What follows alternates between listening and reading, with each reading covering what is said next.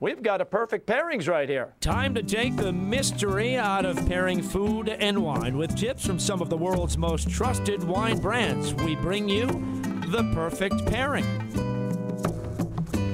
Well, we're doing our perfect pairings this week here at Johnny's on the Side. I've got John Caron with me. Good to see you, buddy. How are you? How you doing, buddy? Boy, I remember when we first came in here, there were work crews slamming hammers and hanging lights and running wires and everything. Has it been 2 years already? Almost 2 years, yeah. Wow, and so close to the TD Garden. You guys are packing them in? We have an hour wait, most events and games, yeah.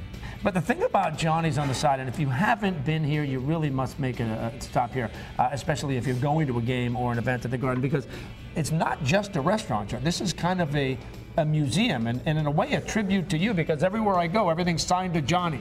Yeah, we got some great stuff. We have some great Boston stuff. If I asked you to pick the three things, people are coming in, the three things in your mind that just kind of jump out in terms of memorabilia here, which three would you pick? Well, the neon signs as a whole, people just love neon. It's a thing of the past, and the Naked Eye is a great part of the city's history, the Castanetti, Back Bay Station, Causeway Street, the old theaters, those are great. Yeah, and we should mention 2 levels, and we'll get to the reggae Sunday brunch in a couple of minutes. But right now, we've got some beautiful food paired with some beautiful wine. And Johnny, I'm going to start right here in front of me. This is the tuna over baby arugula salad. Your chef does a nice job. Right, Juan Sandoval, my chef. It's grilled yellowfin tuna with arugula salad, picante fruit, orange segments, a citrusy dressing. Now listen, I got to mention that all of the wines we're about to pair are part of the Robert Mondavi private selection. And in this case, we're going with the Sauvignon Blanc. Johnny, why? It's very crisp, citrusy aromas, and the melon and peach flavors as well. That would be perfect anytime with any dish as far as I'm concerned. Yeah. Well, I happen to be a Sauvignon Blanc guy, but over here we're going Pinot Noir, and you've got your double pork chop, basically pork chop 2 ways, right?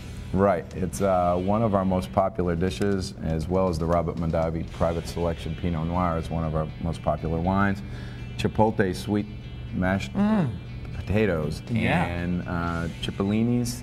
Yeah, so we need to point out that Johnny's on the Side is not a sports bar. Right. And it's not pub grub here. You've got some legitimate food being offered and great in the wines. kitchen.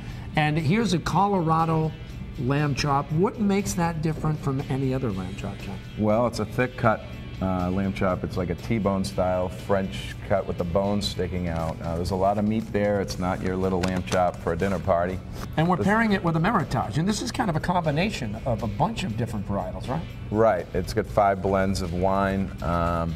Very rich, full-bodied, dark. It really pairs well with the lamb. And it's got everything in there, from a Merlot to a Malbec to even a Cabernet Franc, which, by the way, I happen to be very partial to. Well, congratulations, buddy, coming up on a 2-year anniversary. Thank you. It's good having you here. And what about the Reggae Sunday Brunch? Just sell it for me. Tell folks how great it is. Pack them in. We have the Conscious Band every Sunday from 11 to 4, and it's like a party. It's fantastic. Yeah, I mean, you can go almost anywhere for a jazz Sunday brunch. Right. You really want to liven up the party with some reggae. Come here to Johnny's on the Side. Good to see you.